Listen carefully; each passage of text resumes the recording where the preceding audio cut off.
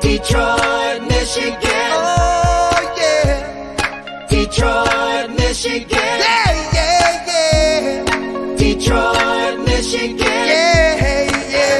Hey, you heard about Marvin Gaye? We got him. Talking about Hitsville, USA. We got it. We got those fine, fine super supremes. The kind of girls you see in your dreams. But when you hear a thundering sound, you know it comes from Detroit town. Talking about Rosa Parks, we said her. Talking about Henry Ford, the inventor. Talking about Aretha, yeah. We got her. Queen of soul, don't you know? Bob Seger, yeah. We got him. In that old time rock and roll. Slim Shady set the world on fire. The big three, baby, and the finest cars. And George Clinton's peak funk all stars. We spend our days on the line and our nights in the bars. Detroit, Michigan.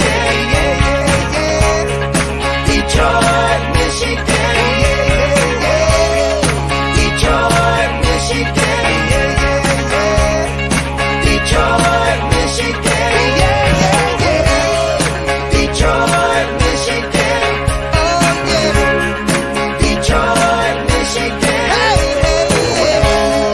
Detroit, Michigan. Oh, I love Detroit, Michigan. Detroit, Michigan. Oh, yeah. Detroit, Michigan. Detroit, Michigan. Good morning, good evening, good afternoon. Welcome. It's been a busy day and I'm exhausted. So I moved it up a half an hour. And apparently StreamYard screwed me. So the other stream that was supposed to be tonight is actually Friday night. So this is the topic for tonight. So we got a lot to cover, all the way from very instrumental music group. We're going to watch a video that is titled "How Black Ruined Detroit." Don't agree with the title, but the video is on point. We're also going to look at a couple birthdays and a giant ass bridge. So, without further ado, let's say hello and we'll get right into it. What's up, Ala Richard? It's been a while, man. How you doing? Linda, hello. Len, what's up, man? Hey, what's up, Digger? So we're going into the 1950s. So take a step back. So we just left the World War, and Detroit was instrumental in that. It was incredibly impactful, and we had a lot of production, a lot of issues, a lot of things coming out of it. And we'll see some of the result of that when we get started into this specific one. One of those was, again, manufacturing was so heavy at that point. Trying to find out if anyone covered the EEOC complaint about Disney. Might have to dig on my own. I've heard about it. I don't know who has, but I'm sure somebody has. If I can think of who has, I'll let you know. Seems like a Disney thing might be right up Kaiser's alley, but I don't know if he covered it. So, but yeah, Disney's in some hot water. So just across the board. But so anyways, we have all this manufacturing. We have the unions that moved in. We had a couple riots and the Battle of the Overpass and that kind of stuff. So we have Reuther's Treaty of Detroit. It was a 5-year contract negotiated by the trade union with President Walter Reuther between the United Auto Workers and General Motors in 1950. The UAW reached similar deals with other members of the Big Three automakers, Ford Motor Company, and Chrysler. So we had the Big Three that came in. There's a lot of things going on there, Big Three wise. There's a lot of goings on in the labor market, which Detroit is the epicenter of, and there's a lot of things going on, kind of across the board with that. So, the Reuther's Treaty, it's impactful. It's start of the negotiations that we've seen as early as last year between UAW and the automotive manufacturers. And Detroit is the epicenter. We get later in time, we get the Jimmy Hoffas, the big conspiracies, that kind of deal. And this was a treaty to keep people working, keep General Motors and Ford making money, and keep all those things going with that. Yeah. It used to be. And we'll get to some of that too. So in 1950, Detroit's population reaches its height at 1.85 million. So just a little bit shy of 2 million people. Trust me, Detroit is big, but and kind of spread out. But 2 million people would have been a lot of people. Detroit was the richest city in the entire world in 1950. Again, it had all that war money coming in. There was manufacturing going on like crazy, and it was known as the Paris of the Midwest. It was a beautiful city. It was the apple of everybody's eye. It was the place to be. Jobs were plentiful. Money was everywhere. Investments, infrastructure. I mean, the city was gorgeous, and whatever you needed was in Detroit, Michigan in 1950. Go forward 74 years, and we've had some ups and downs, but this really was the peak. And at that time, it held the title of the greatest city in the world. Like it simply was. It was the shining beacon on a hill. It was all the different adjectives and stuff you can use to describe it. It was that.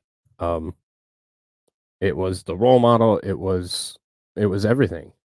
And it's something that's, as we'll find out later, really got screwed up and really went through some negative moments and some bad choices to bring it down to what it is now. So, so one of those things that happened during that time, Detroit turned 250. So in 1951, Detroit celebrates its 250th anniversary with exhibitions, parades, lectures, entertainment, historical publications, new building construction, and more. So this is an official souvenir program from Detroit's 250th birthday.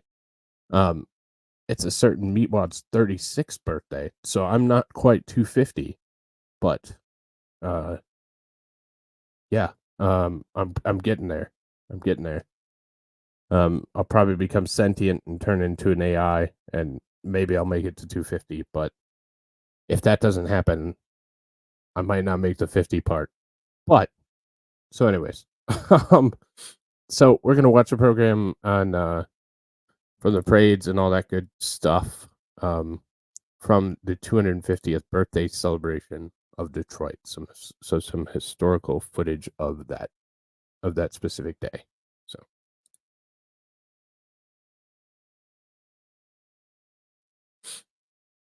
I don't know why cities are always her, but and there's of course no sound, but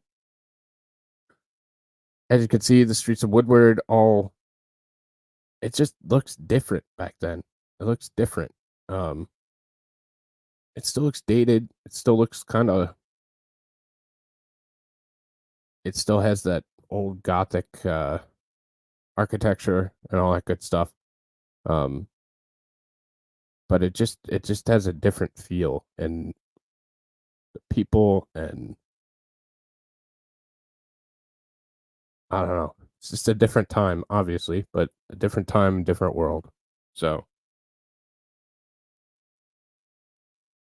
yeah, everything looks clean. Yeah. So um, you see the Nordique up on the sign for the French influence on the city.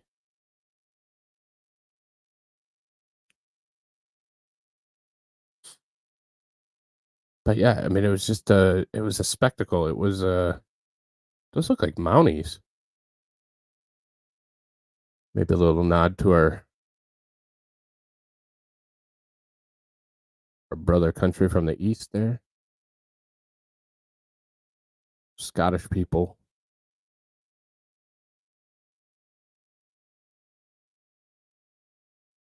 But it was a huge event. It was 250th, and that was 70 plus years ago. So, oh, they even had a Ukraine flag. I know it's not. I'm just.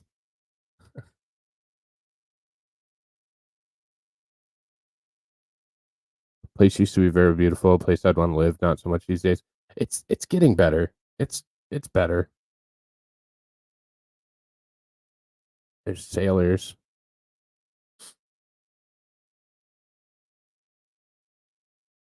Detroit's own. Oh, I didn't read it. David Crockett.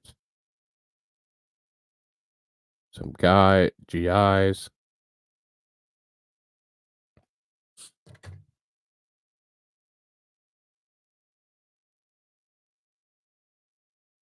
There's a tank. There's a bunch of tanks.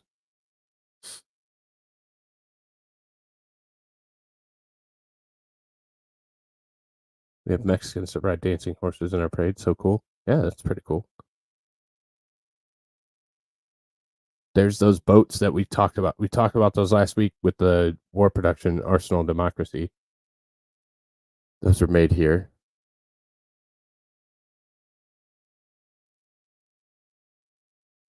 Native Americans, the French, people sitting on the side. That's cool. Yeah. Other side, we did Arsenal Democracy last week, so we went specifically about Detroit's role in the war and all that good stuff. So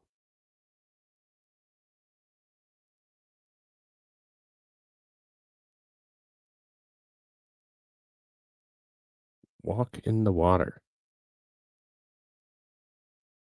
the Underground Railroad.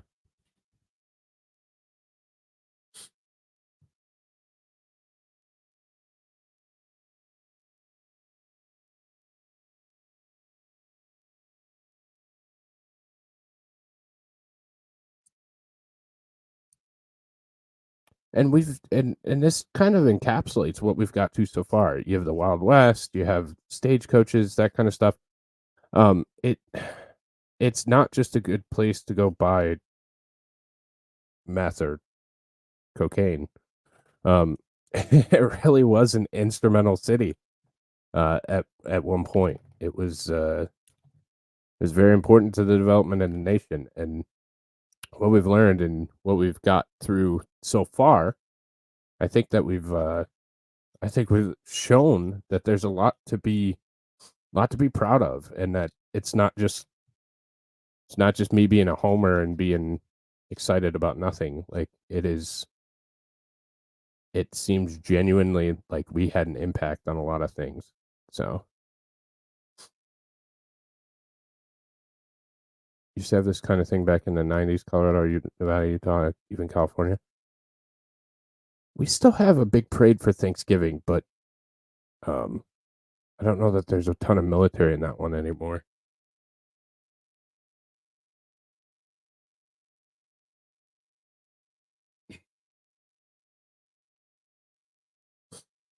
we've lost that kind of national pride or state pride, or nationalism is now a 4-letter word. So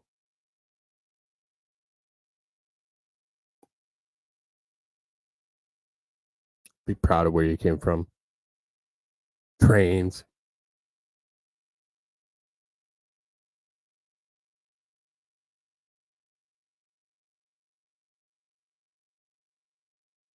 Little lady getting arrested.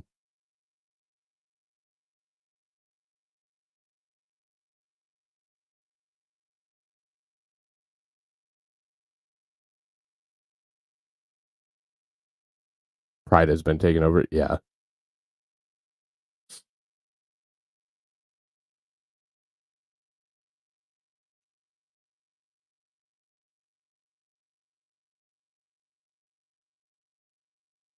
Education for freedom. Stagecoach is cool.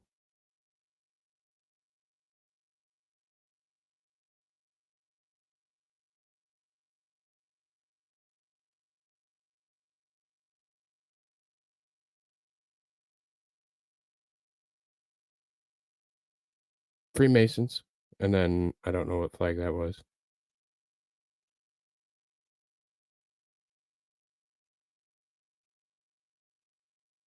But yeah, so that's a celebration in 1951 of the 250th. So that means we celebrated 300. 2001. It was not the same. The paint job on the car was cool. Yeah, the plaid. And then obviously 350 will be coming up. So that's kind of yeah, but it was a really neat time, and they really were kind of good to people. Another thing that was cool about the 50s, maybe I was born in the wrong generation, but the Lions, Detroit Lions, were absolutely dominant in the 50s. They won their first NFL championship in 1952. They would win another one in 53 and then one more in 1957. They dominated the world of professional football. And yeah. And then after in 1958, they went downhill. But the Lions were dominant. Maybe I should have been born in the 50s. 1954. AMC Motors. So, the AMC Motors. I thought I had one on the Gremlin in the Motors, but maybe I didn't grab that one. No, I didn't. So in 1954, AMC Motors made that beautiful little car, the Gremlin. Is formed by the merger of Hudson Car Company and Nash Kelvinator Corporation. So AMC was another smaller manufacturer that came to the Detroit area because of a merger of a Detroit company and a national company. And although they never had the staying power or the punching power as the big three, everybody that knows cars knows that little Gremlin. My dad had one, so so that's cool. It seems like everybody had a Gremlin at one point. I don't know, just a neat little car. So that happened in 1954. See, that's what I'm saying. I think everybody had a Gremlin, and I think they probably should have done better. I don't think they did. And they weren't, like I said, they weren't as prominent as other car companies, but just a cool little piece of history. So, also in 1954, we started getting the moniker here of, and this isn't Detroit specific, but statewide, which had an impact. Our Michigan license plate said Water Wonderland. If you've ever seen the geography of Michigan, we're surrounded by water. or peninsula. We have four of the five Great Lakes, and that touch Michigan. So we got Water Wonderland. We eventually got Winter Wonderland. That kind of stuff. But this is 1954 is when that slogan was adopted and put onto our license plates, and this is what a 1954 license plate looked like in the state of Michigan. So, and then we move on to this. So this is one that I've done a specific program on. It was a while ago. There might be another one in the future. I love this bridge. So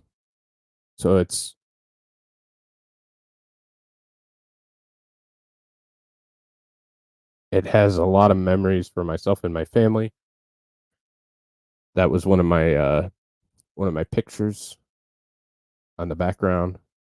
Yeah, it was teeny and it was easy to deal with. So, yeah, they did. So 1954, construction on the Mackinac Bridge begins. So the Mackinac Bridge is iconic in the state of Michigan. It's currently on our license plate. It was done very quickly. It was done for a relatively low budget, and it still stands today. We cross it several times a year. It connects the lower peninsula to the upper peninsula of Michigan. In 1957, after ages of dreams and efforts, the 1930s halted by war, the 5-mile Mackinac Bridge is completed, finally uniting Michigan's two peninsulas. And then to end the 50s, the first annual Labor Day Mackinac Bridge Walk is held. So it's a really long. It's I believe it's 28 feet short of 5 miles. Very iconic in Michigan, and we'll watch along with this shorter documentary. Most of them are very long, but this one's a little bit shorter. So mine's like 2 hours, so I'm not going to. Yeah, one of them got poured into the footing, and yeah, there was a couple that gave their lives for the construction of that bridge, but I'm thankful they did because it's useful and beautiful. Hello, my name is Benjamin Blahnik, and today we're going to be discussing the history of the Mackinac Bridge. One would believe that in order to talk about the history of the Mackinac Bridge, that we would start in 1954, when construction began. But first, we must look back to a time before the bridge. Before there was a bridge, there was a great need to get people and vehicles alike over the 5-mile stretch of the Straits of Mackinac. This was handled by the Michigan Department of Transportation in the form of a fleet of ferries that effectively became a highway over the water. From the year 1923 to the year 1957, when the bridge was opened, the Department of Transportation had a total of 9 ferries operating, carrying more than 12 million vehicles and 30 million passengers across the straits. It began with just a small riverboat that could carry about 20 cars. The Department of Transportation, however, had to keep up with the demand and began purchasing larger and larger boats that would carry more vehicles. When winter came in 1931, they rented icebreakers to clear the way for the ferries, making this usually seasonal business into a year-round service. And just to stop to put in something there, if so it's a big hunting destination. Michigan's a big hunting state. You go November, you go to hunt. The hunting was sometimes the lines were just hours and days long of trying to get across on the ferry. The bridge was definitely necessary. Thank you for the super, Al Richard. Appreciate it, buddy.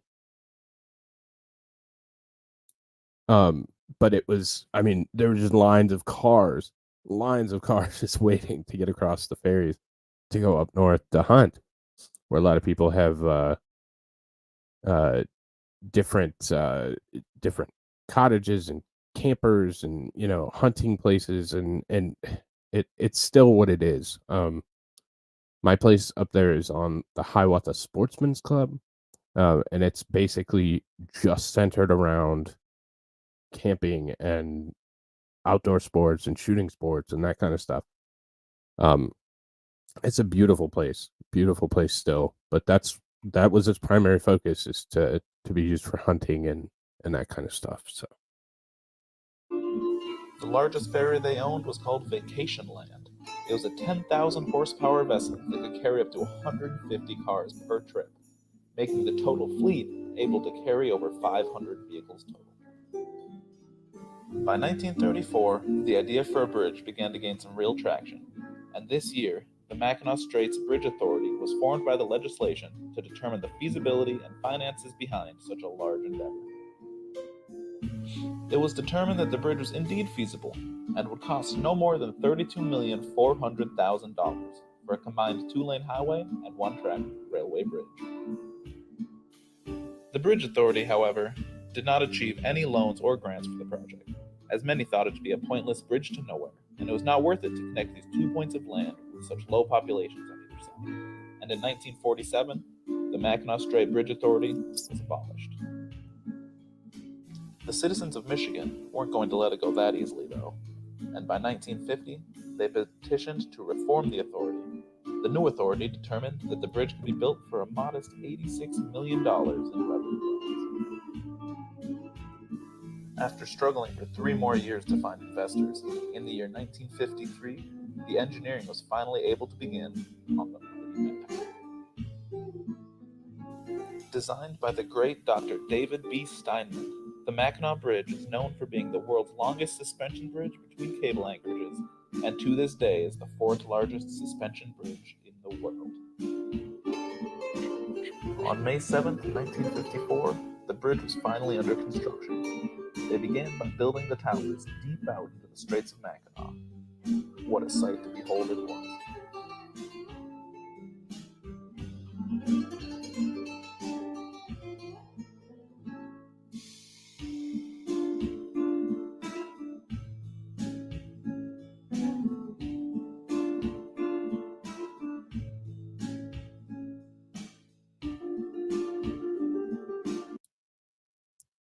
yeah, I highly encourage it. I'm not loving this guy's video, but it was short enough where I didn't the music's a little loud. But anyways, so I appreciate it and appreciate using it. So the Mackinac Bridge, it was always known as the bridge that couldn't be built. The straits are very unforgiving. There's a lot of wind there. A couple things about the bridge and its construction: the outside lanes are solid, and the inside lanes are grates. And the grates are so that the air can pass through without damaging or putting too much strain on the bridge. The grates are absolutely terrifying to drive on. It feels like you're driving on marbles on a sheet of ice. So it's terrifying. Oh, they move like crazy. When it's high winds, because we go up there quite often, so if it's high winds and you have to get an escort, you can feel the bridge moving in your car. And I've been on it a couple times, and yeah, the Labor Day walk, so you can walk all the way to the other one side of the bridge and then all the way back. So 10-mile walk, and it's been a tradition. They shut it down for Labor Day, and people walk back and forth, and it's crazy. It's an intense feeling. You're 400 and some odd feet off the surface of the straits. The winds are always blowing through there, and you can feel the bridge swaying and moving and bouncing, and it's crazy.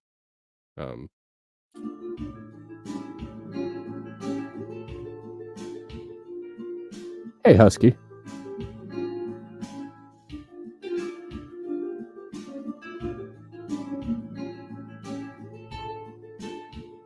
Slowly but surely, and piece by piece, the trusses and other supports for the bridge sprung up from the depths.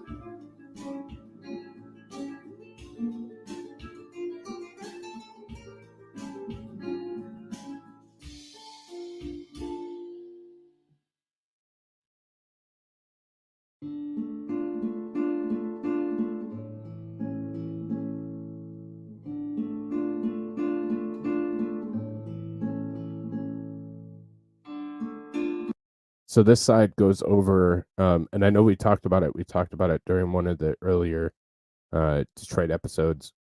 Fort Michilimackinac, the British, then French, then British, then French fort that switched hands a couple times. It's the state park is actually built into the base of the bridge here. So this right here is all Michilimackinac. On the other side is the historic lighthouse. But this is Michilimackinac, the old fort and state park, where hopefully I can go up this summer and shoot that cannon and yeah, we'll talk about that later.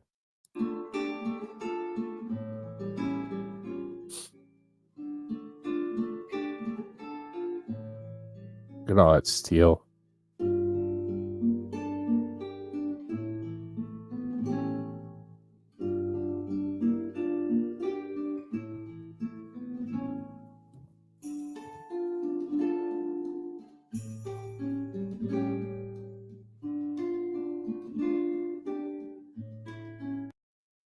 Oh hell yeah! I'm gonna live stream it, 100%. Yeah, yeah. I mean, just think of that. Like this work. Yeah, those towers are huge. Those are huge towers. And the cables. Mike Rowe from Dirty Jobs did one time. He did a special where they climbed up to replace the lights on the top of the towers on one of his dirty jobs. And holy hell, like I've known people that have walked up the cable stays, these cables. I wouldn't. Yeah, you're not gonna catch me doing that. So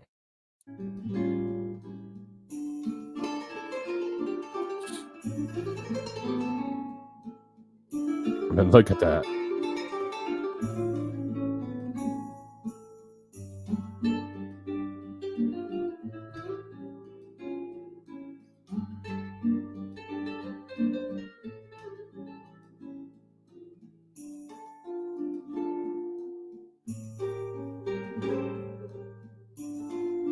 The winter months posed to be quite a problem, however, and progress slowed to a halt. The construction went on hold until the following spring.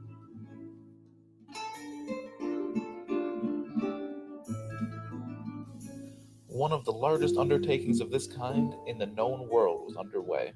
Millions of pounds of steel and millions more of concrete were coming together to form the bridge that we know and use today.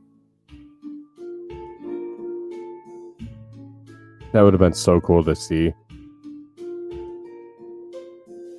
The construction went extremely well, with little to no setbacks, which is an amazing feat for any construction of this era.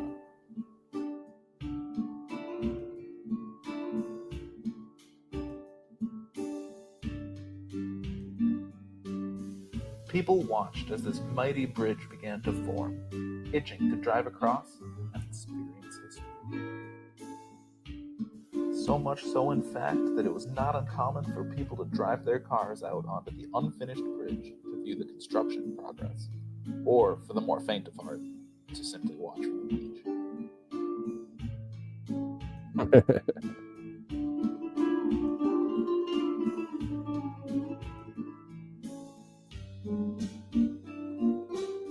It took over 48 months and 3,500 skilled laborers to do it, but in 1957, the bridge construction was finally complete.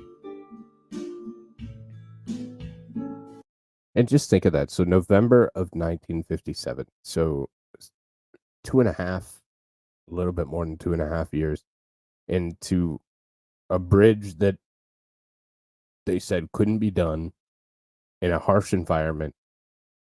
All right, take care, Digger. In a harsh environment where you could not work for 3 or 4 months out of the year. This was the kind of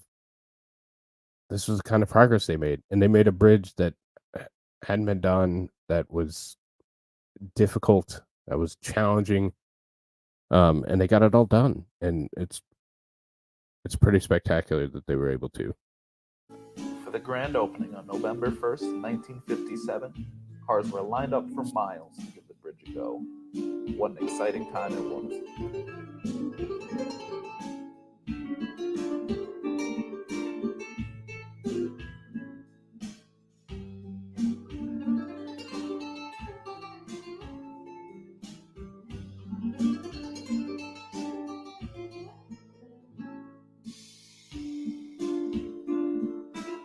A long time. I don't know For the opening exactly. day festivities, Oldsmobile provided 130 brand new convertibles to celebrate, with 83 carrying beauty queens from each county of Michigan. That's cool.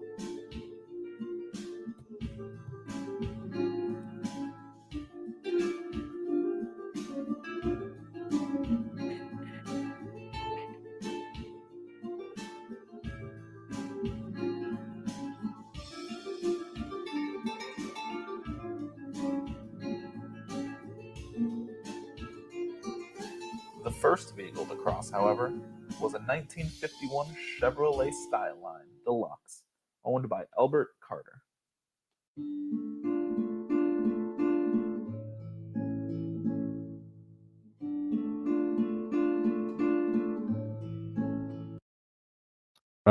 Yeah. That's what yeah, it was crazy. I think only a couple. There's no way in hell I could. No way. It's enough for me just to walk across it and it's fully finished. So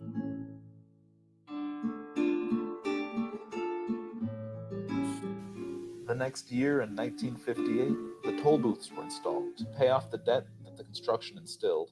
The original toll was $3.25, but was later dropped to $1.50, thanks to state subsidies. yeah, shit. Now I think it's like $4.25, $4.50 maybe. If you'd like to cross the bridge today, it'll cost you $4 whole dollars. But that's a small price to pay to see the beauty of the Upper Peninsula of Michigan. All right, so that just continues on. But that's the bridge. So very instrumental to no, they probably wouldn't have. It was done in an incredibly short time. And incredibly well. It still stands today. One of the cool things is because of the harshness of the weather that's going to the straits now, they have to repaint the entire bridge once every year. So they start at one end, they sandblast it, repaint it, and go all the way to the other end every single year. You can see them every time you go up because they're always working on something. So, but yeah, it's 54. So today or this year will be its 70th year in service, and it's still a solid bridge. I have zero concern going over it. And it takes you 20 minutes, 20 minutes to go over the bridge in its entirety. So, it's well, here we can, just because I like it. It's one of my favorites. But a feat of engineering, a feat of ingenuity, a feat of humanity. Well, I guess it's only 7 minutes ish, but I think I sped this up. So this is me crossing the bridge. Why not?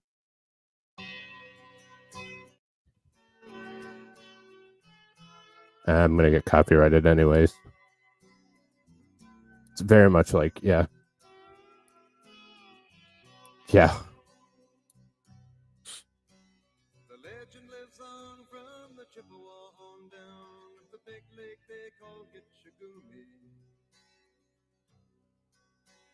The lake, it is said, So this is the causeway portion. when the skies of November turn gloomy.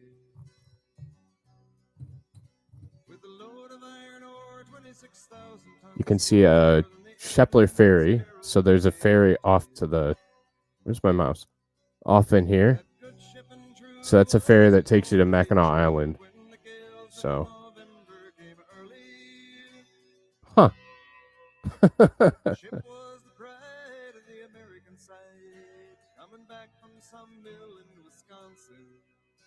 As the big freighters So now we're officially on the bridge. with a crew and good captain well seasoned, concluding some terms with a couple of steel firms when they left fully loaded for Cleveland. Then later that night when the ship's bell rang, could it be the north wind they'd been feeling?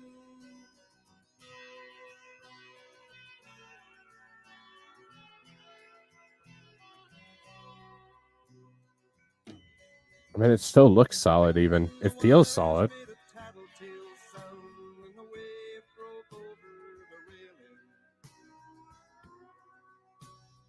Every man knew as the captain did too, 'twas the witch of November come stealing. I'll never be able to pause it right, but I'm gonna try. And the breakfast had to wait when the gales of November came slashing. When afternoon came, it was freezing rain. Do you see these? These are for the expansion for the bridge. So there's more of them on the next section as well, but they're part of the expansion. So In the face of a hurricane west wind,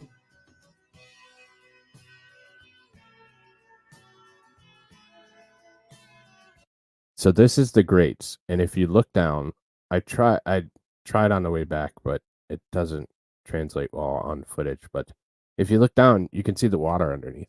There's just a hole. They're just metal grates. There's nothing underneath. You can see all the way down to the Straits of Mackinac. So, oh, it's so beautiful up there, Linda. Like it's. when supper time came, the old cook came on deck saying, fellas, it's too rough to feed you. At 7 p.m. a main hatchway caved in. He said, fellas, it's been good to know ya. That median's what scares me. That's also great. Captain wired in, he had water coming in, and the good ship and crew. You can see all the way down. Later that night, when his lights went out of sight, came the wreck of the Edmund Fitzgerald.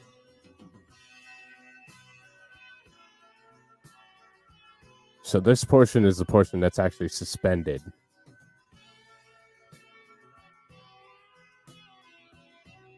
So you're driving on the way to those cables. Does anyone know where the love of God goes when the waves turn the minutes to hours? But it's like one winter, it's terrifying when the weather's going. They shut it down at times. 15 more miles behind her. They might have split up or they might have capsized. They may have broke deep and took water. And all that remains is the faces and the names of the wives and the sons and the daughters.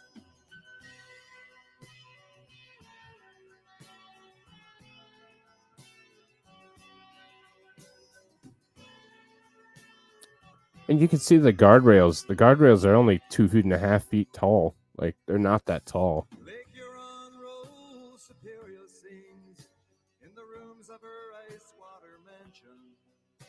Old Michigan steams like a young man's dreams. The islands and bays are for sportsmen.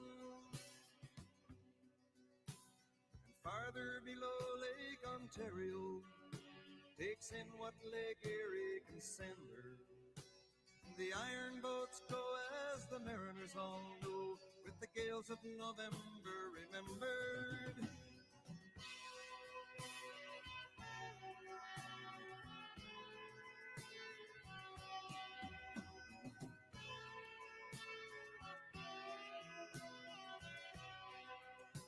Yeah, just for looks.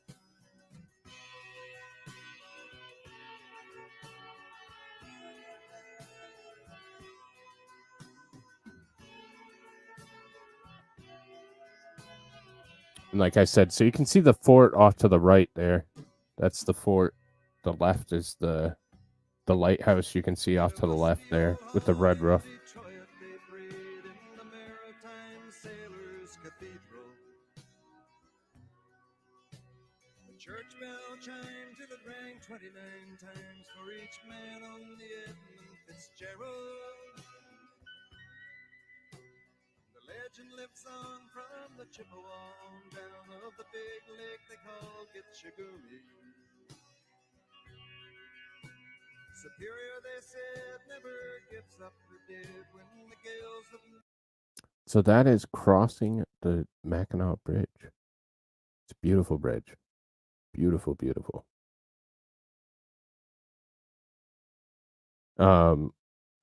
They've only had one, and it was in the winter, and 2 people fell through the ice and died. But some may ask, the Mackinac Bridge is far from Detroit. What does it matter? Well, that's kind of how if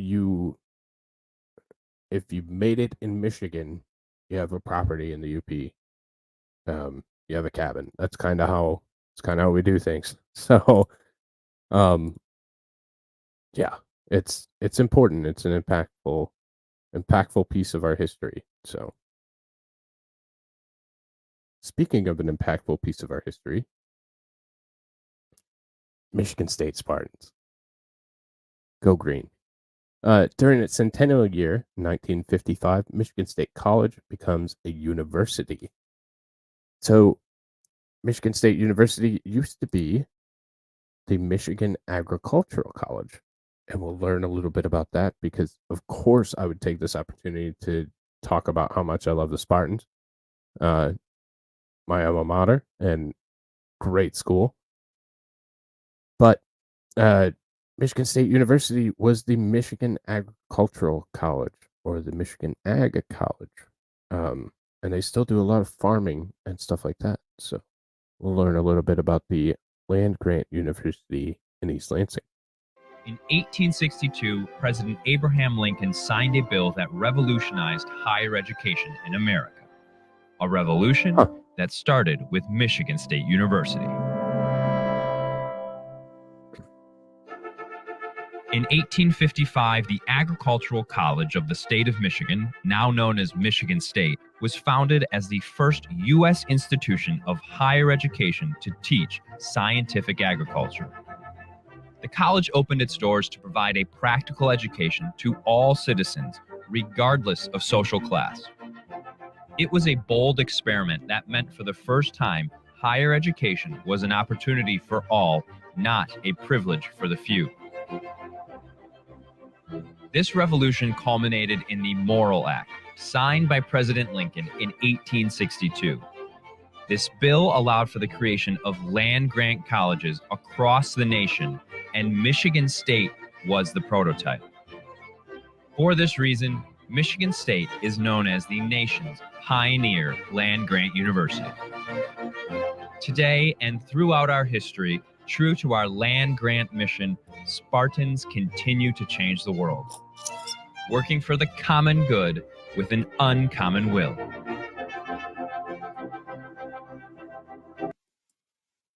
Spartans will.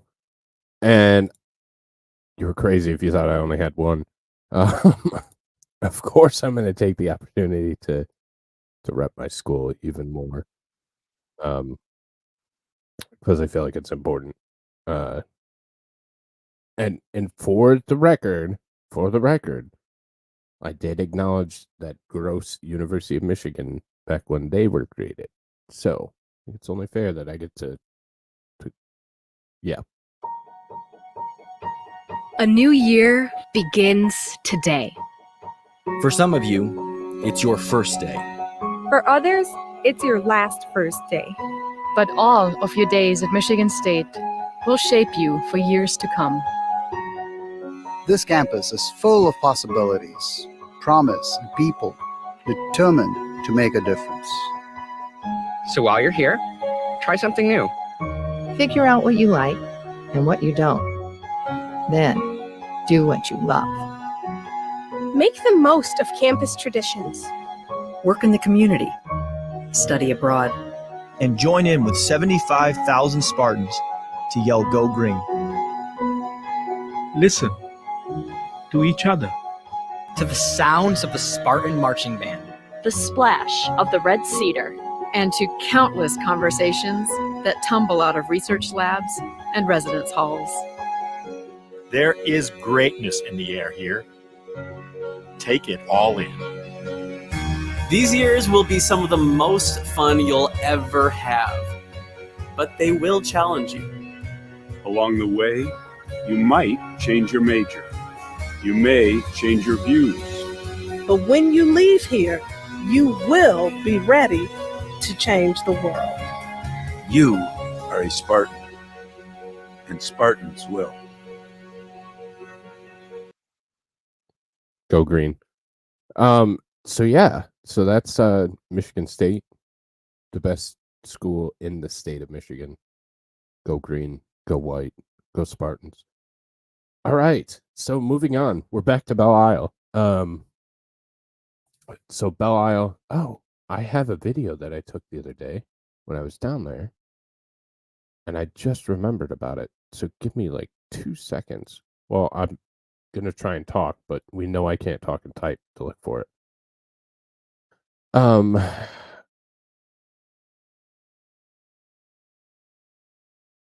Detroit. Nope, that's the other one.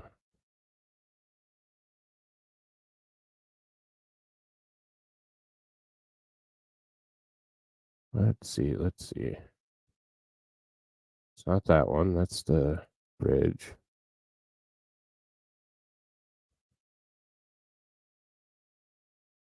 Hang on. I get an E for effort. I should have had this ready to go. I thought it was right here. It is right here. Make sure.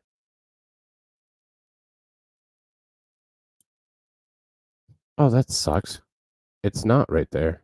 All right, I'm going to forget about it, and then I'll find it, and we'll bring it back at a later date, because I don't want to make everybody wait while I'm looking. So the Anascripts Whitcomb Conservatory is a greenhouse and botanical garden located on Belle Isle. And Belle Isle is a 982-acre island park in the Detroit River, Detroit, Michigan. So this is like I've talked about, I wish it was taken better care of, but still, I think it's a gorgeous area and a gorgeous park in Metro Detroit. And it's halfway between the United States and Canada. It's kind of a cool place, and we'll take the tour of the Belle Isle Conservatory, Detroit's Green Jewel. So this is what it looks like from the outside, and there's like a fancy drone, that kind of deal. So.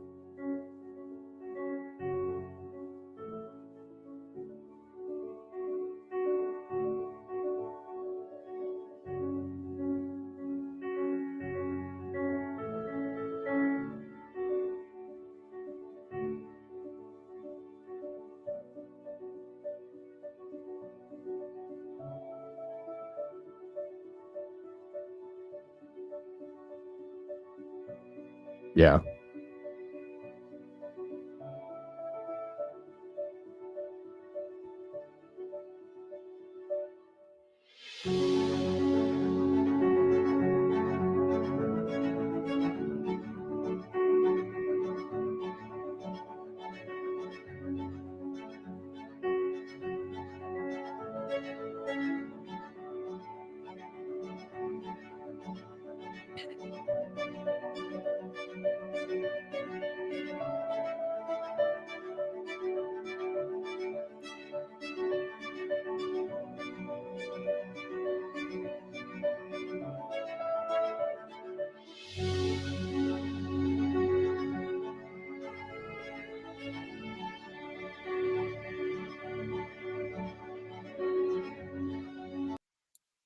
So that is the Scripps Whitcomb Conservatory on lovely Belle Isle. Beautiful place. I wanted to touch on a comment that I missed from Rocco's over on Rumble, streaming on Rumble as well. Dude, in a SOAR train, we had to climb a vaulted cable bridge to set up sensors and repeaters. Ascending with ropes was shitty. I commend you. I'm not a huge fan of heights. Can jump out of an aircraft, no problem. Not a big fan of heights where I could potentially fall. It's not my thing. So glad somebody's doing it. We appreciate you, but not a shot in hell that it would ever be me. Just not gonna happen. So I salute you, sir.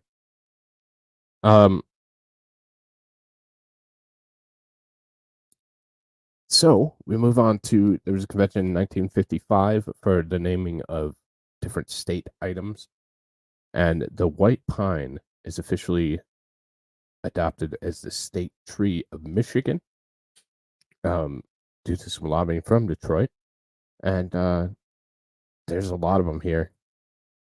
They're big, they're beautiful, not much to complain about, but gorgeous tree. So that is the state tree of Michigan. Oh, that's cool. So then we move on. We've already established that we have the Red Wings here. The Tigers are here.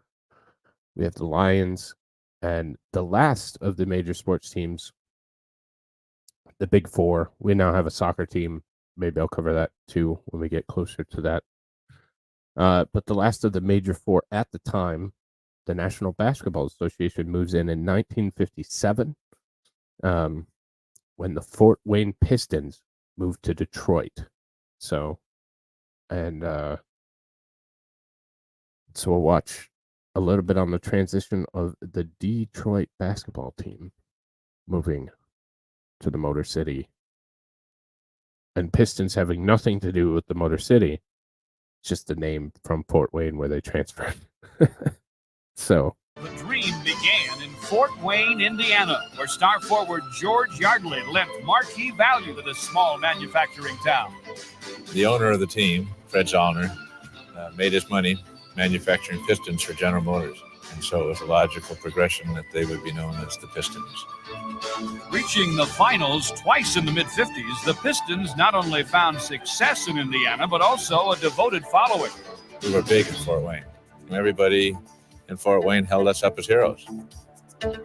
In 1957, Zollner took his business and his team to the Motor City. But though they would eventually find a new hero in Dave Bing, the Pistons could not seem to recapture their winning way. The frustration is when you don't win. You know, every April, I'm home sitting watching the playoffs, and that's no fun at all because I know in my heart I'm better than most of the guys that are future mayor out there playing. Even the addition of franchise center Bob Lanier in 1970 could not save the Pistons from languishing in mediocrity. And despite his valiant efforts, Detroit's frustration continued to grow. Resorting to a series of ill-fated coaching changes, the Pistons hit rock bottom in 1979. It was apparent that a drastic change was needed. I feel I played a little part in the success of the Pistons, a little part. Dickie V. As I told Bill Davidson when he fired me, I said, Bill, you have to get leadership in the front office. You have to have somebody there that has a tremendous basketball background to make the everyday basketball decisions. Oh, they're crazy. I would love to at some point. It's insane with all the public funding and taxpayer funding and how people get ripped off. And then you have to pay hundreds of dollars to walk into that same building. Yeah, it's a racket. Of the world champion Detroit Pistons, he put this. Especially here in Detroit, talking about the Pistons and the Red Wings home, which is Little Caesars Arena, and the fact that the Illiches were supposed to build up Detroit and then backed off on that and screwed the taxpayers out of a ton of money, all to build his new palace. So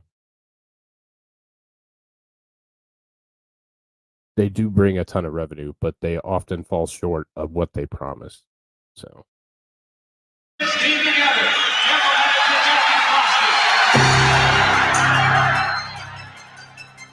right there. It wasn't too good. 16 wins is not a very credible record. And we sat down, we talked, and we felt, okay, this is an expansion team. We've got to start clean house right from the beginning. And we got back in the draft and started to get things going. In the 1981 draft, McCloskey would find the cornerstone around which he would construct his master plan. When Isaiah became available, I felt this was a very, very special kind of player. Isaiah by Lever and Valentine still has a dribble right side. Way down to the floor. Hugs in the lane. Got it! Little guy, big heart, great leadership. The things that he had inside him aren't usually abundant in this league or in any profession. Drafting Kelly Tripucka and trading for Bill Lambier and Vinnie Johnson in that same year, McCloskey began to dramatically reshape the Pistons. I had some young players, some veteran players, and everybody had the same goal, and that was to get better, and we did. With their young nucleus in place, the Pistons did improve, but they were still in need of a guiding force.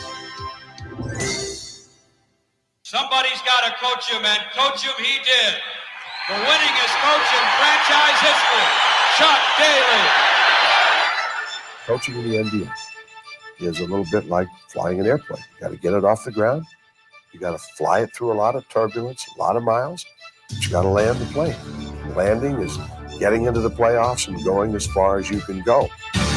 With Daly at the helm, Detroit made it back to the playoffs for the first time in 7 years. King went for the steal. Isaiah, three-point attempt. He's got it! But their postseason performances were marked more by individual achievement Vinnie Johnson, again, than by team success. Just one of the most incredible shots you'll ever see in a pressure situation. Yeah, you would have some good moments in terms of yourself individually, but when you look at the total picture, you understand that you're just running your head against the wall. We had a good record, and everybody was telling us that. Okay, I'm not going to play too much more because this is a ESPN product, and I'll probably get screwed on it. So, but that's the Pistons. The Bad Boys Pistons. They started winning, that kind of stuff. Won a couple NBA championships. Won another one in 2004 with the Going to Work Pistons. So it's been good history. They moved out to Auburn Hills, moved back to Detroit now. A rich history, although not as long as the other sport. So this is a topic that's a little bit can be a little bit touchy at times. We'll do our best with it. I'm not even going to show the title of, it's going to come up when I do that, but so white flight, as you can see from the graph here, the white population was around 1.6 million in the 1950s. About 1958, the white population started to drop off and reduce dramatically. And there are a couple of reasons for that, and reasons that I'd like to explore in a little bit more of a deep dive at a later time. But there's a video. It is semi-controversial. I don't think it's that bad, but maybe controversial to some. And white flight is defined as the sudden or gradual large-scale migration of white people from areas more racially or ethnoculturally diverse. So, yeah, it is. It is. So we're gonna watch this, and I'm gonna go into at a later date. We'll go into the Model Cities program. We'll go into why Detroit was targeted for that program and why I think some of this happened. But I thought this was interesting just as a perspective that was available. So many would argue, as I have, that Detroit is the quintessential city of the 20th century. It was born really out of small-scale manufacturing businesses that evolved here in the late 19th century, and then they were brought together by these emerging new companies, particularly through Ford. And by 1910, by the beginning, in fact, the end of the First World War, this was an automotive manufacturing center with all the businesses that go with it. The adventure began in 1900. This pensive-looking man on his far-fetched contraption is Henry Ford. He's preparing the first industrial revolution of the 20th century. Ford will change the world market with the invention of the assembly line and the first example of mass production, the famous Model T Ford.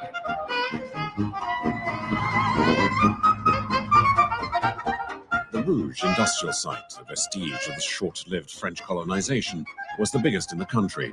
It could hold up to 90,000 workers. Between 1910 and 1930, Detroit grew to become the fourth largest town in the country, before the crisis of '29.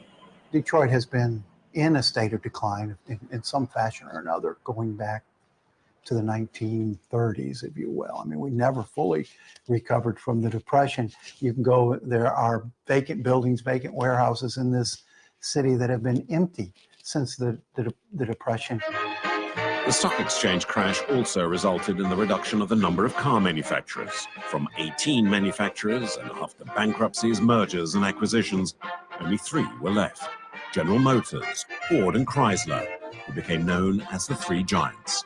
It was a golden era of full employment for a triumphant America. In the 50s and 60s, Detroit was a place to be. My dad talked about coming in here and walking down Woodward Avenue, and outside every bar, there was a job recruiter with a folding table taking applications for the factories. That's how competitive it was. He hopped from job to job. It was so competitive. During that golden age, Detroit was rebaptized Motor City. The population expanded as 200,000 more citizens, mostly African Americans, arrived, fleeing the destitution of the agricultural South. When I arrived here in the mid-50s, the population was 2 million, but they were already building freeways to go to the suburbs. That created depopulation, disinvestment, and all that sort of thing. They helped to destroy the city. It was also a time of difficult race relations in America. Many white people dreaded the so-called black invasion, as some refer to it.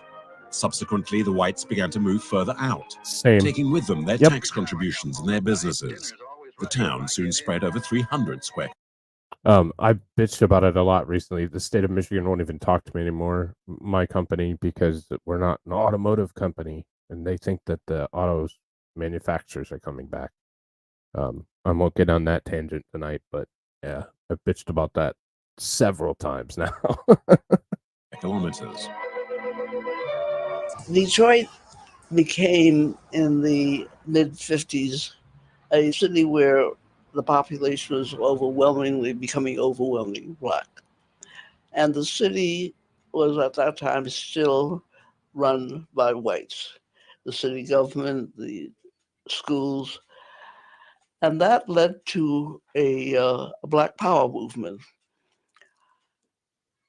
And the idea I think that blacks had at the time was that if we would have blacks in charge, in accordance with democratic procedures, that things would get better.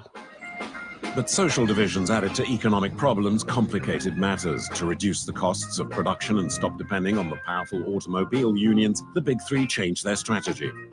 The automobile companies were grounded here, but as they grew and they became multinational companies with increasing interests not only in manufacturing overseas, but eventually, as today, selling overseas, although we are still the headquartered, we are still the home of the headquarters, a lot of the activities moved offshore. The change, though, brought with it the beginning of decline. Detroit lost 200,000 inhabitants between 1950 and 1960.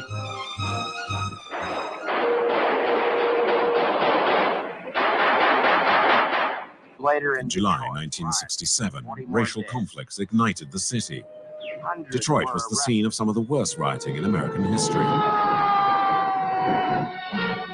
Between the destruction and random gunfire, the National Guard was called in as reinforcement. In 5 days of rioting, 43 people were killed, and in more than 300 cases of arson, dozens of businesses were looted or destroyed.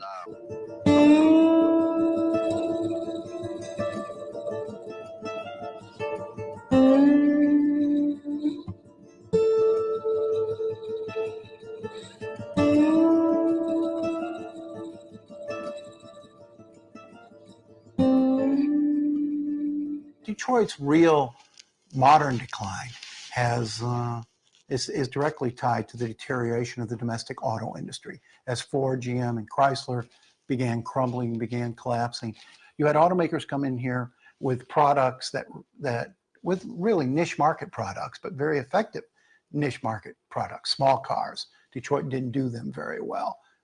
Those Japanese car makers did them very well. Luxury cars. Detroit sort of lost its luxury edge. The German car makers really excelled at luxuries. And the per vehicle cost for the big three was so much higher than that of their competitors that they couldn't price as well as perhaps they should have.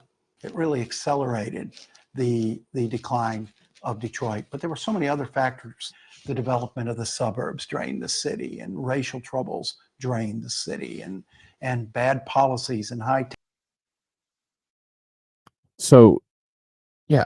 So that's I wish somebody would tell the government of the state of Michigan that, because I think everybody in the world knows that, including everybody that lives here, but the government still is on this nostalgia trip that it's just going to come rushing back in one day.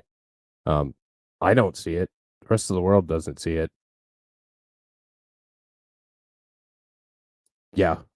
Yep. Mm-hmm. We let too many people take advantage of what we had built. So I know it's a touchy topic. It will be a separate one just to avoid, I don't know, pissing people off that might not be here for that specific topic. So we'll move on. So 1958, computers are used by the state government for the first time. So computers started to come into the fold. Not necessarily too complicated, just too complicated for this specific show. But I will do, something at a later date for sure. Because it's part of our history. So this is what a computer looked like during that time. This is from 1958 from RCA, one of the computers that would have been in state headquarters or municipal headquarters in the bigger cities like Detroit. So it's the advent and the start of computers in 1958. So that's true. 1959. So Detroit and the entire Great Lakes region gained access to the world markets with the opening of the St. Lawrence Seaway. This is a complicated waterway. So again, just for the map, I should do a real map.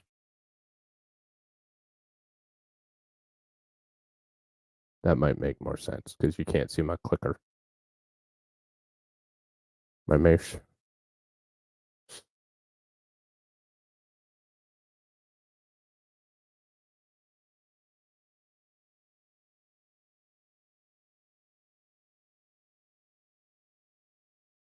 So you have state of Michigan, East Coast. You have the Great Lakes, Superior, Michigan, Huron, Erie, and Ontario. And right here in the lower southeast Michigan, you have Detroit. This is Lake St. Clair. And you have a clear path to Lake Erie. You can get to Lake Erie. You can get to Lake St. Clair.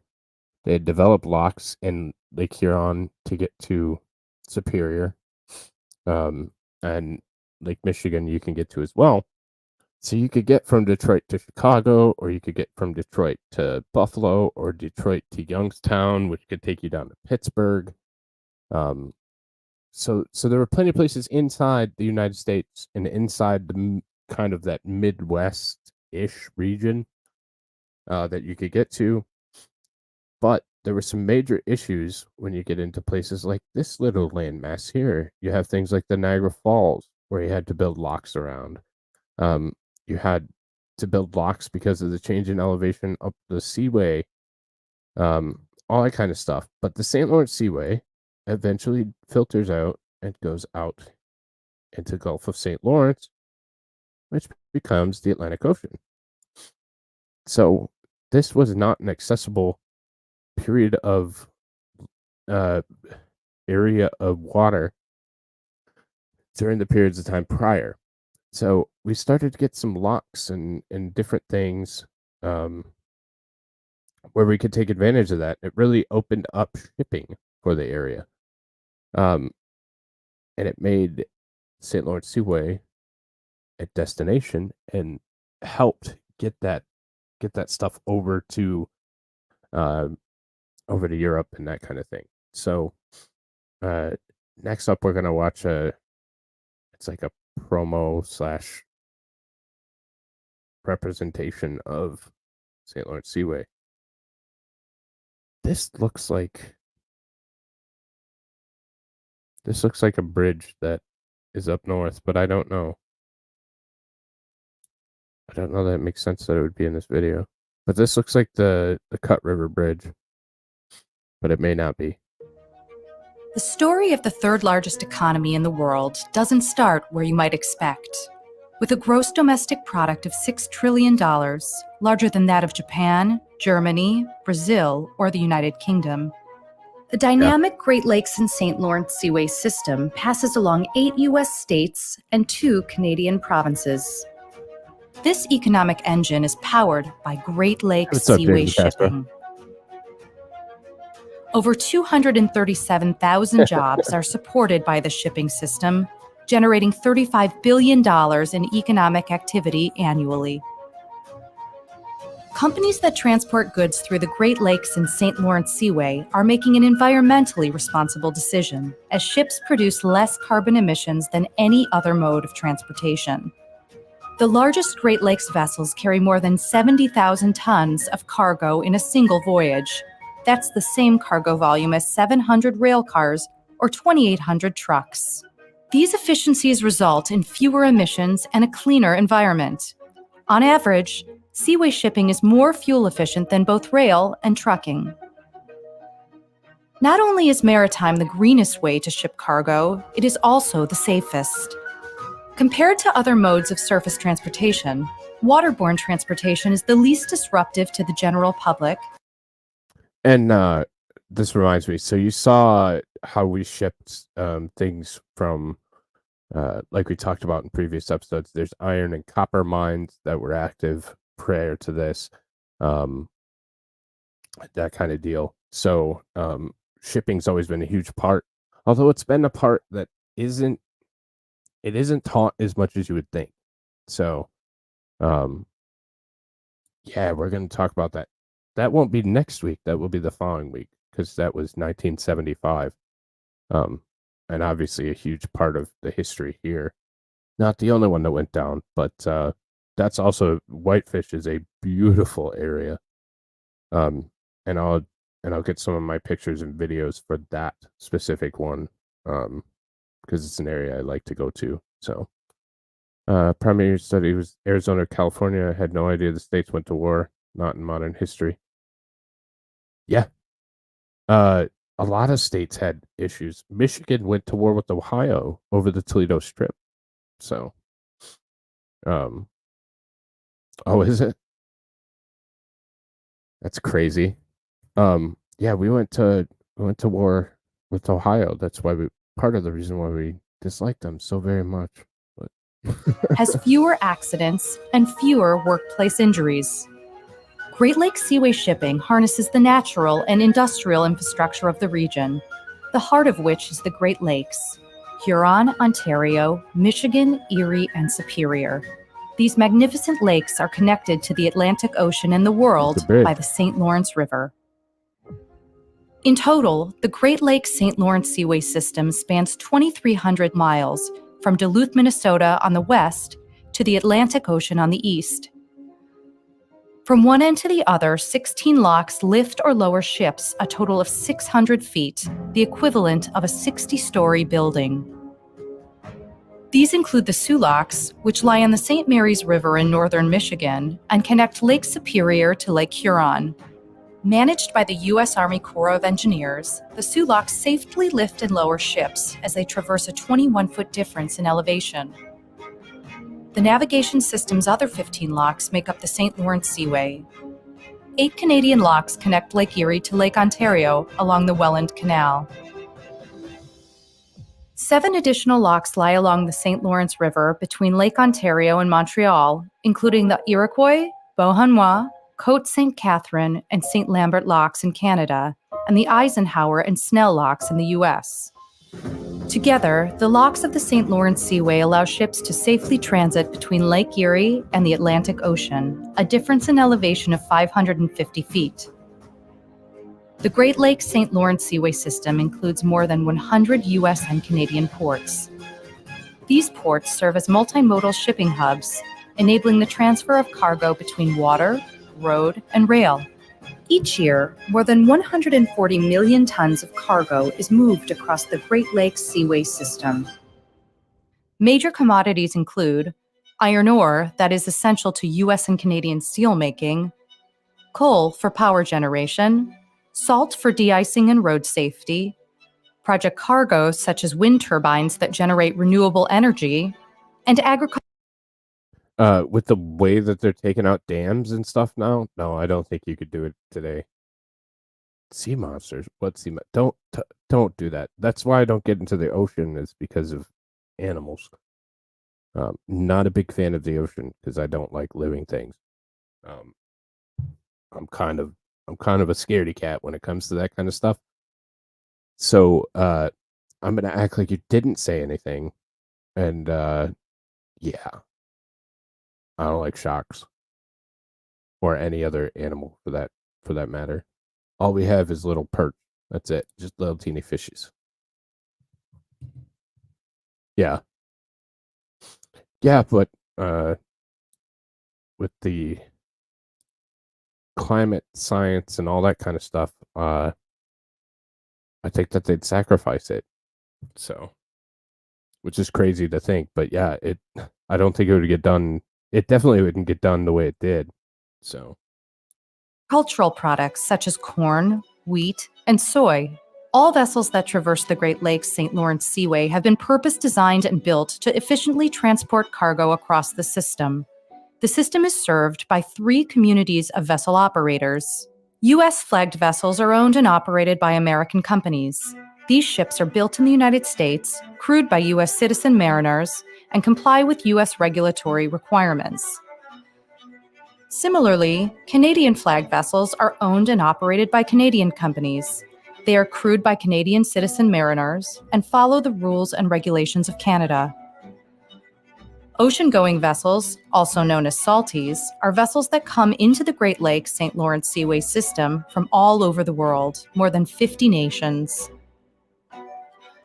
Great Lakes Seaway shipping is a foundation of the American economy, the critical link for industry and ingenuity. Over 237,000 jobs are supported by Great Lakes Seaway shipping, generating $35 billion in economic activity annually, contributing to the Great Lakes regional economy, collectively amounting to the 3rd largest in the world, and supporting the quality of life for every citizen. It is America's anchor.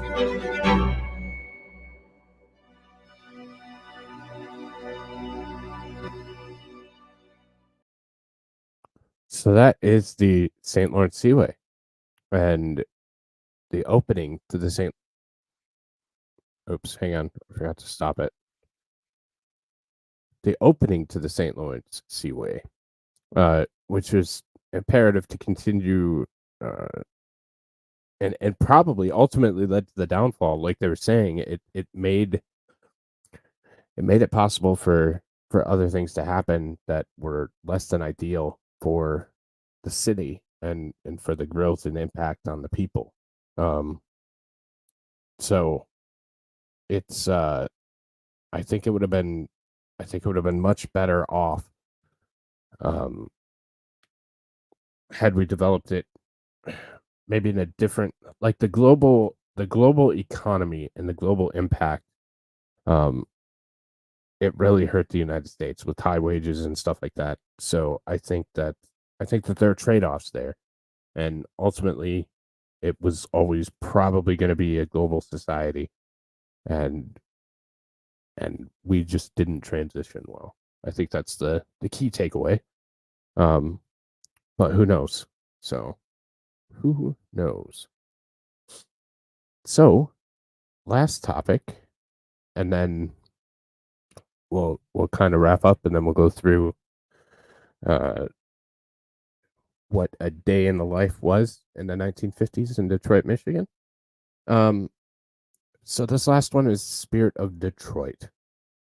So this was put up in 1959.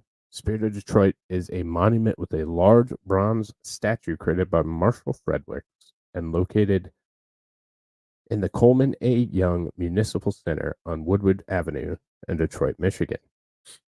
So this is an impactful statue for our city. It's pretty cool at times.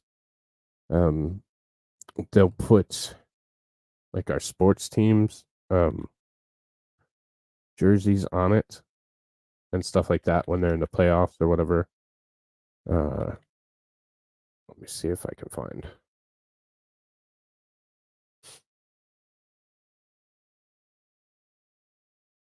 So they make a huge jersey for the Spirit of Detroit, much like this one that had a Lions jersey on for the playoffs. So, we're about to find out. We're about to find out.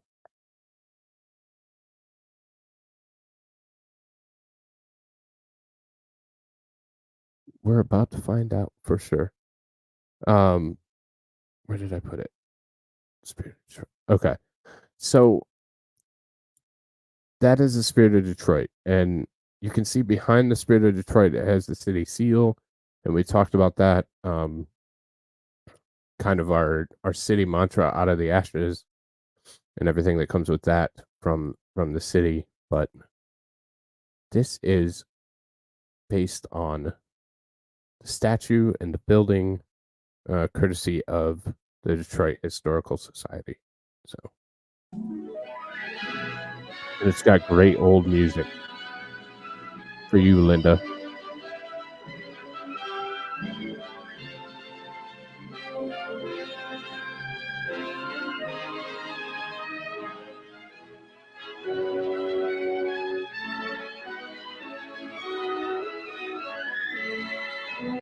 Thank you, Shenny. Hello, hello.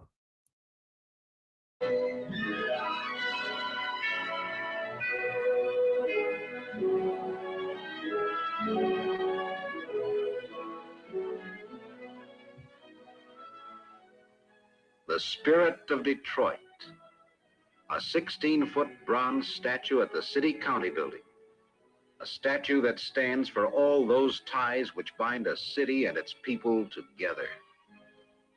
The story really begins on August 2nd, 1955, when the Detroit-Wayne Joint Building Authority commissions world-famous sculptor Marshall M. Fredericks to create a statue. The story continues as the artistic talent of Marshall Fredericks conceives an idea and shapes a form. After months of creative effort, a scale model was on its way to Oslo, Norway for casting. With the casting complete, the coloring or patinating begins. Brushes stipple an acid onto the bronze. The acid oxidizes the bronze, turning it to a light green. More applications of acid follow until the right depth of color enriches the great bronze casting. This beautiful green, produced in a few weeks by craftsmen of Norway, would take nature several hundred years to duplicate. Patinating completed, other artisans fashion a steel framework to protect the statue during its sea journey to Detroit. A wooden platform and braces add strength, and the statue loses all appearance of a work of art under heavy pads of burlap. At the Oslo docks, the Spirit of Detroit takes its place among the sea freight bound for far-off ports. The Thomas Schulte, a German freighter chartered by the Fjell Line, stands ready. This is the only ship large enough to stow the statue below decks yet small enough to navigate the old St. Lawrence Seaway route. The figure rests face down on its platform as it is lowered slowly. Here are 12 tons of sculpture and framing that must be handled as gently as a basket of eggs.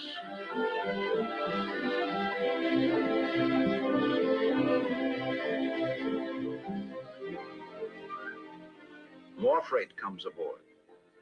Then the spirit of Detroit begins its journey. It is a journey spun out of 4,800 miles across the Atlantic, up the St. Lawrence Seaway route, and through the Great Lakes.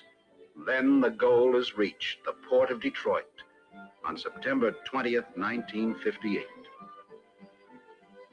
When the Thomas Schulte makes port, a new chapter unfolds, the unloading. With the first sling of freight come the 4 miniatures of the Spirit of Detroit statue.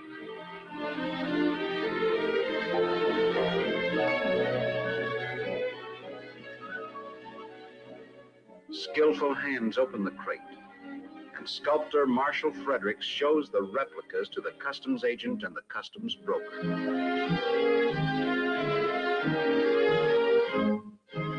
Seamen remove the secondary decking to reveal the Spirit of Detroit, safe and secure, still in the protection of wood, burlap, and steel.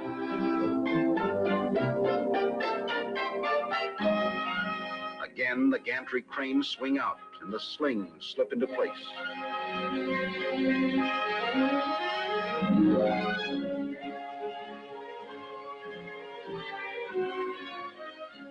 Dramatically, the Spirit of Detroit rises from the dark hold, and the sun, perhaps symbolically, bursts through the overcast of a late summer day. On the dock below, the special heavy moving equipment stands ready. Watching the unloading progress are city and county officials. The statue swings toward American soil.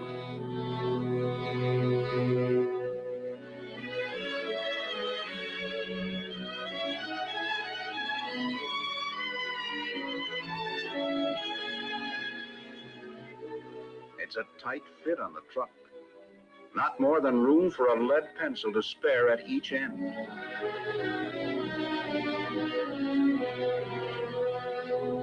Mr. Fredericks checks the heavy padding to make sure there isn't any damage.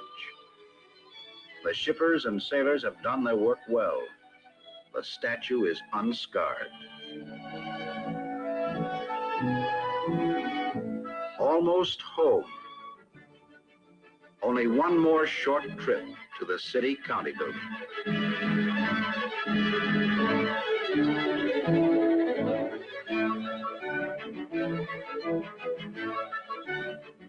The citizens of Detroit gather in anticipation, for the statue has meaning to all of them.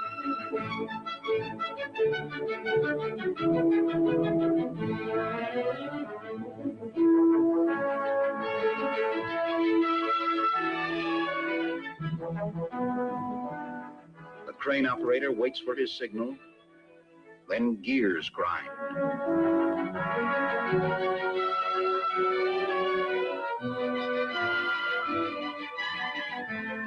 Two cranes take over now to tilt the figure into a sitting position.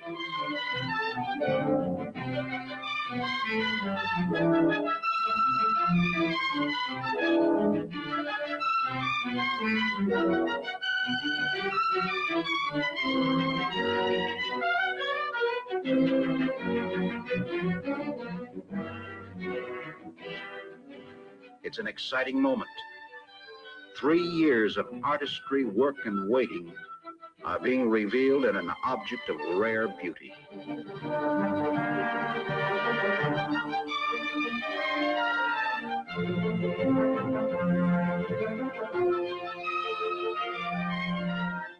Happy over the coming of the statue is the sculptor's family. Twins Carl and Christopher, Francis, Rosalind, and Mr. and Mrs. Fredericks. 5-year-old Suzanne missed the excitement.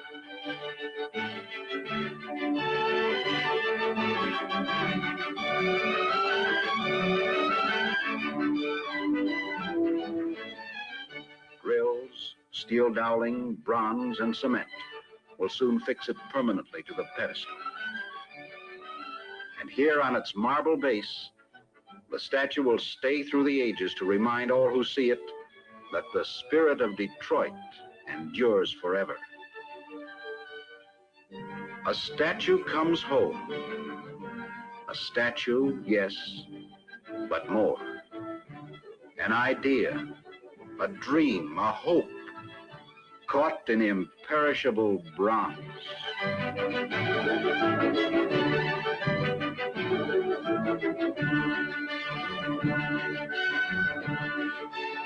Mr. Fredericks receives the first impromptu congratulations from his son, Christopher. 3 days later, September 23rd, 1958, city dignitaries, county officials, and friends gather at the city-county building for the formal dedication.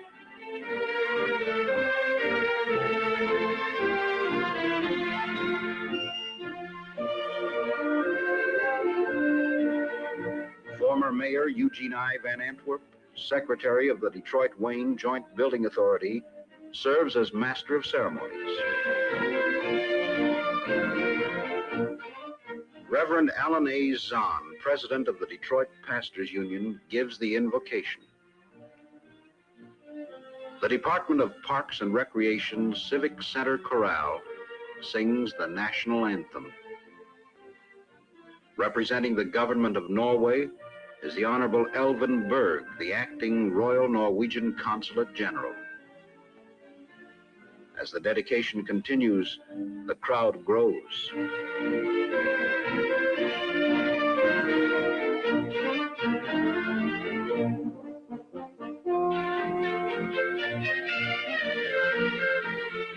Highlighting the dedication are comments from the sculptor, Marshall M. Fredericks.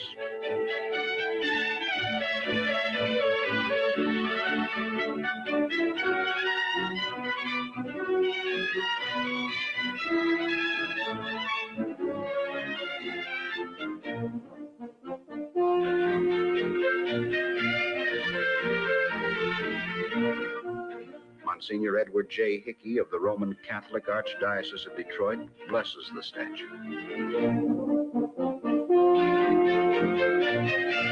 Representing the Wayne County Board of Auditors is Charles F. Edgecombe.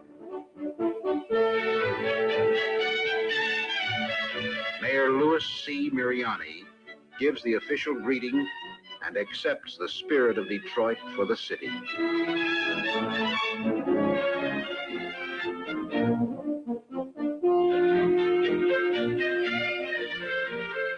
Rabbi Morris Adler pronounces the benediction to close the dedication.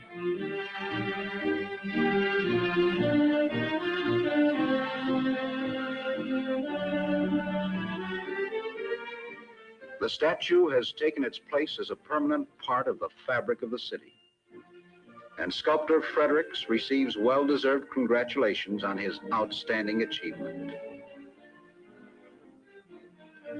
Just one more, please, the press cameraman asks as the sculptor and city fathers become a part of this moment of history.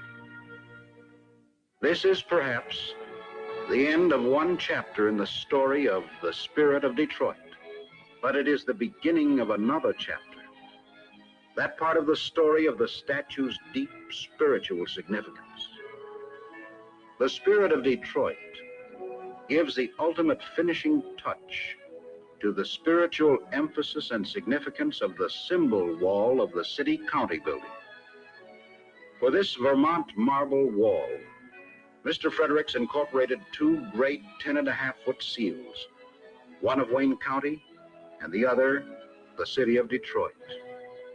Below the seals, this inscription: "Now the Lord is that Spirit, and where the Spirit of the Lord is, there is liberty." Highlighting this scriptural concept is the gilded bronze symbol of God, a perfect sphere, complete in itself, with no beginning, no end. The rays represent all light and life coming from the Almighty.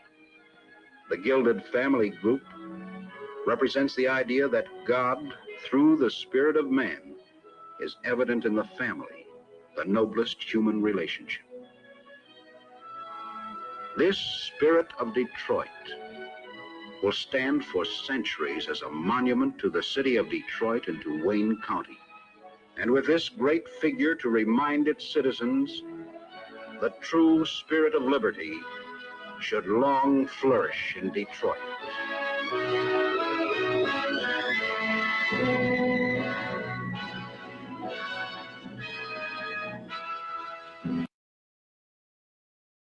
And that is the spirit of Detroit. It's a beautiful statue. I've been down there several times to witness it in person. Absolutely gorgeous statue. I think it represents the city very well. And it's been well taken care of. Like it's been well kept up. Like I said, they use it for all different kinds of purposes. Usually it's for sports, but for other things around the city, and it's really iconic. There are some interesting ones,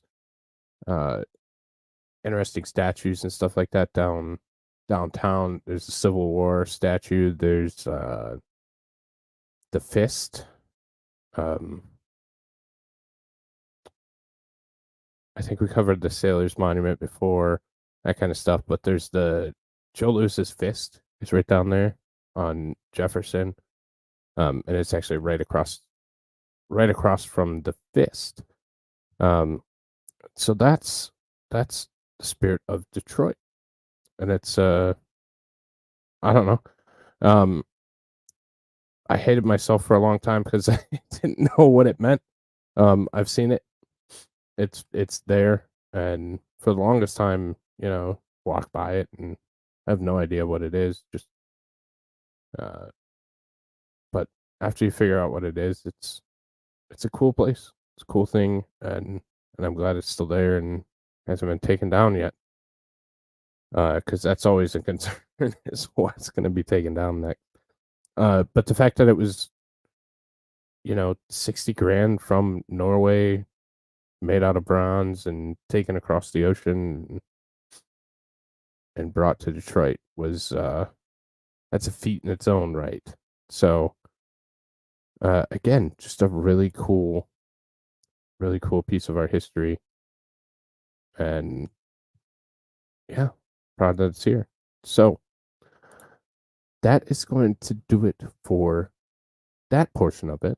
And I've been trying to find, luckily I found another one this week because we're getting into more like published areas.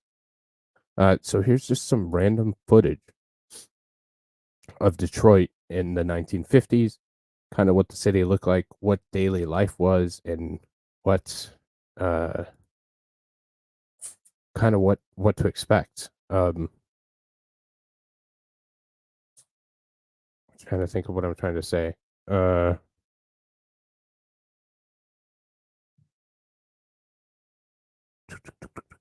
can't remember. So, nation wouldn't exist without Christianity and Islam. We're getting weird with our history, assuming we even know it. And that's part of why I want to do. I love this city, and I love everything it's done for me, and I love the opportunities that it gave me. And I think that there's too many people, even here, that just forget about what's happened, and what's here, and what's, all those things. So I think it's important to take a look back. And people dog on Detroit all the time, but it's a beautiful city that had a lot of contributions to society and the world, and I couldn't be prouder to be part of it. So here is some, again, from the Detroit Historical Society, just some random stitched together footage. I think this is Briggs Stadium. I see a tiger, but I don't know if this is Briggs because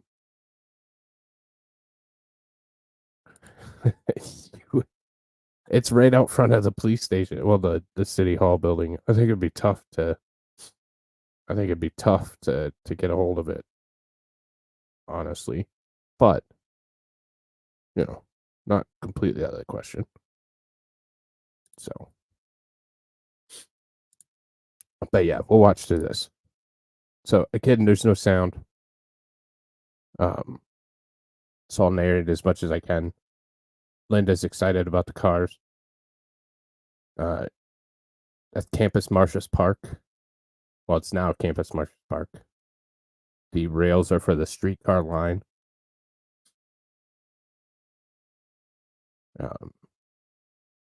Now the Q line, which sucks.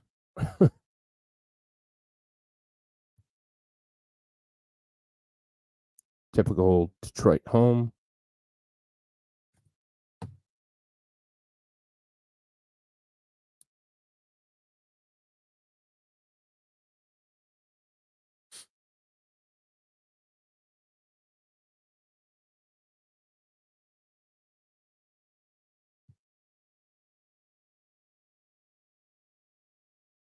Yeah.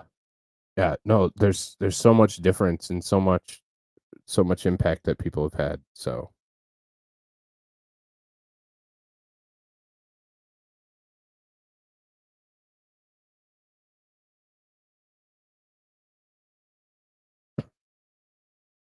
playing football. Walk in the park.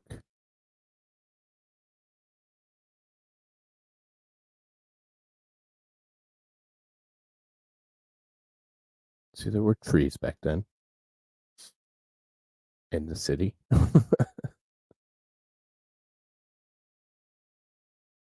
Clouds. They look just like they do today.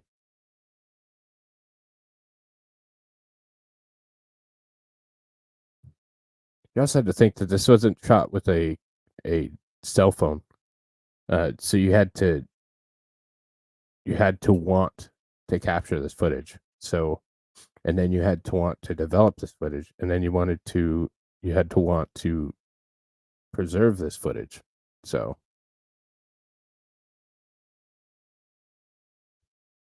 tulips.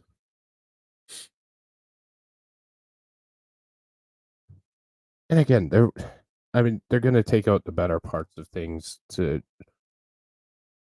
as historic representations, but it just overall looked like just a cleaner, more put together area. Like everything look at that. That's a Stable Street, and there's just pride there. Like there's people happy of being there. Shady Valley Turkey Farms. I don't even know if that's still there.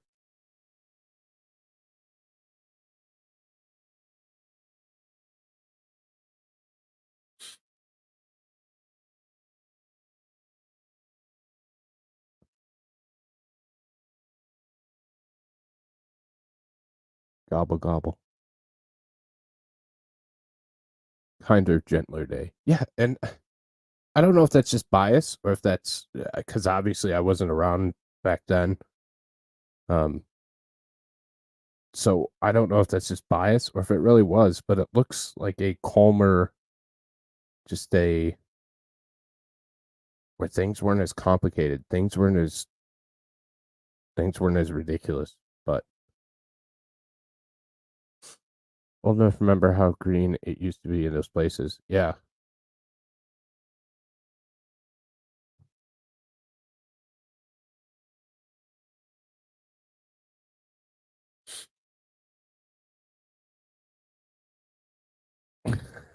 That's awesome.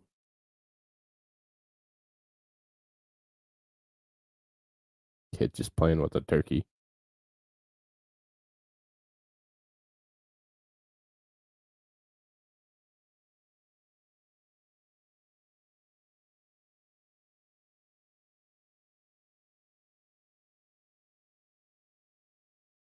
They're doing washing their shoes. Yeah, looks like it. Wish I knew how that smelled, so I wasn't smelling it right now. I'm sure it wasn't great.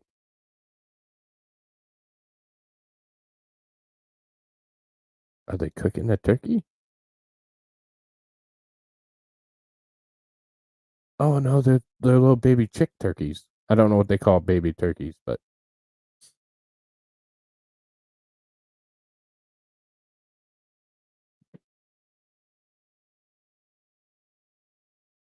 it's a lot of turkeys.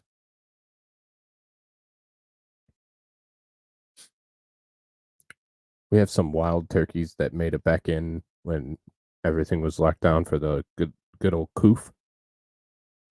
Started making their way back into town, so been kind of neat.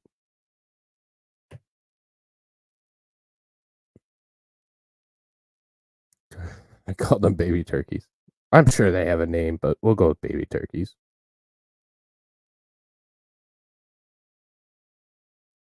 Or we can call them gobblers. Goblins. Something like that. Some variation on gobble.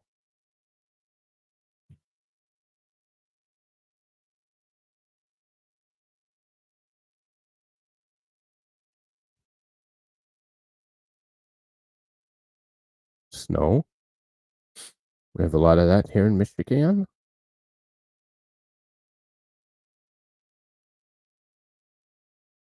That's Detroit River. So I wonder if that's. It doesn't look like Belle Isle, but like the stone bridges, like stuff seemed to be more pridefully made. Now you get this generic steel bridge, and it just doesn't look the same. That's Zug Island.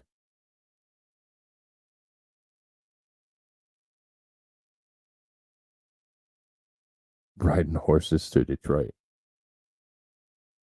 Still connected to farms and agriculture as well. Yeah. Yeah.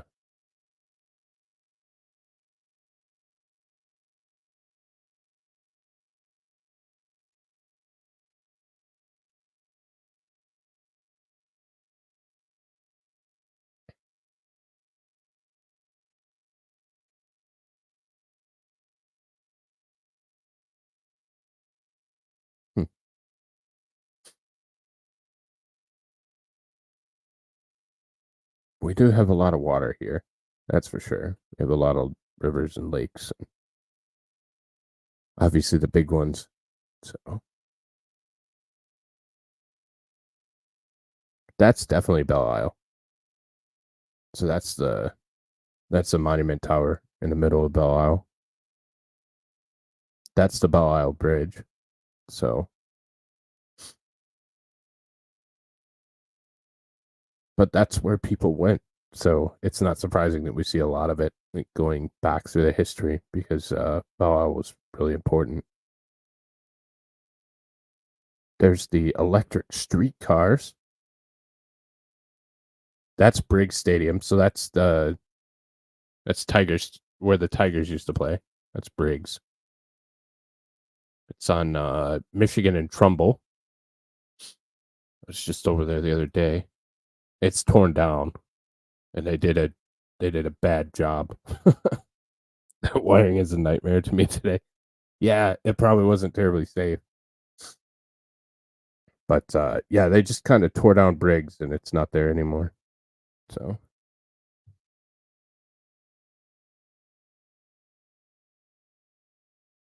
And then they did, they put a monument at home plate down in Corktown. And then it got stolen twice. And now they have like a half baseball field looking thing. Like it's, I don't know, it's odd. But look at that camera to broadcast the games. That's cool.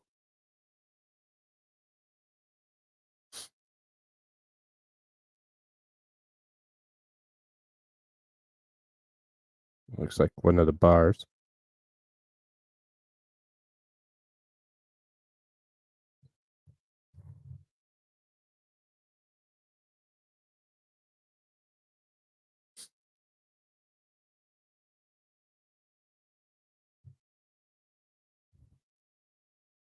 There's somebody shooting a commercial, I assume, for an icebox, a refrigerator.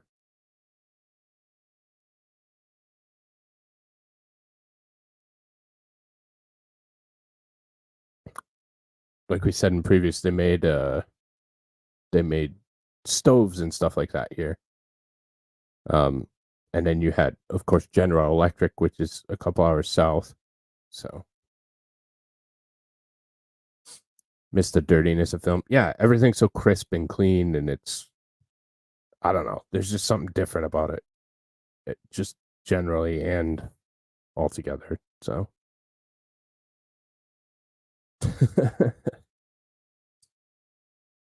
I know. Now even, I mean, they make mics pretty good now. And they're rather inexpensive. Like the one I'm talking in I think it does a decent job. So. Chief Becker, we learned about that in a previous episode about how the mail boats and how they took the mail to the freighters on the lake. So mail packages or whatever else. The J.W. Westcott is the boat that's still currently doing it.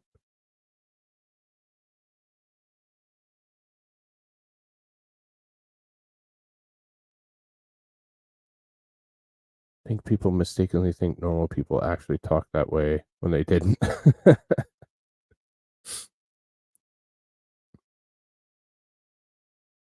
It's the Ambassador Bridge right behind it. The bridge to Canada.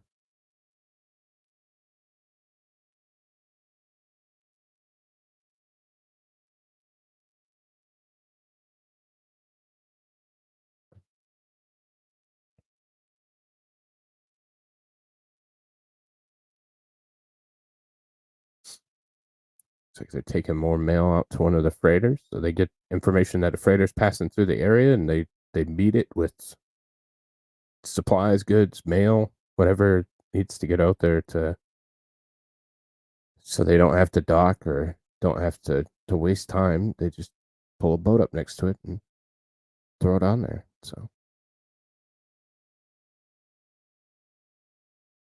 George A. Sloan. We've seen shipping pick up recently, especially up north. There's been a good amount of boats going through the straits and up by our place up there. So it would have been fun to stand on.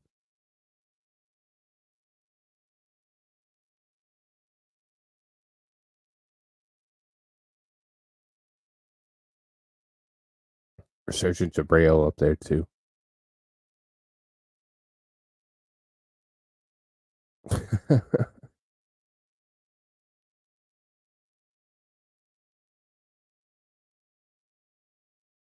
There's the freighter.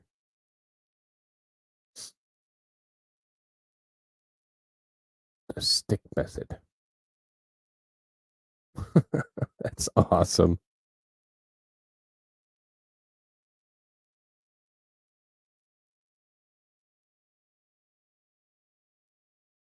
And read that other Augustus B. Woven, Interlake Steamship Co. Huh.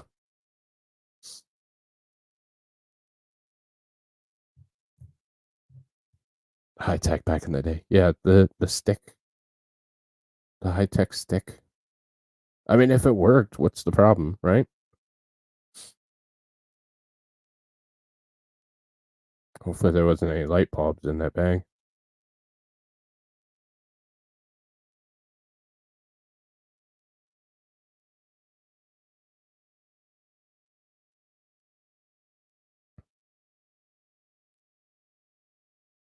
I have no idea what that is. Broadcasting tower, I think. Radio broadcast tower.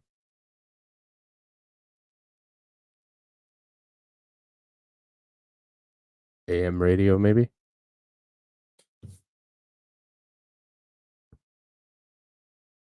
No electromagnetic interference there.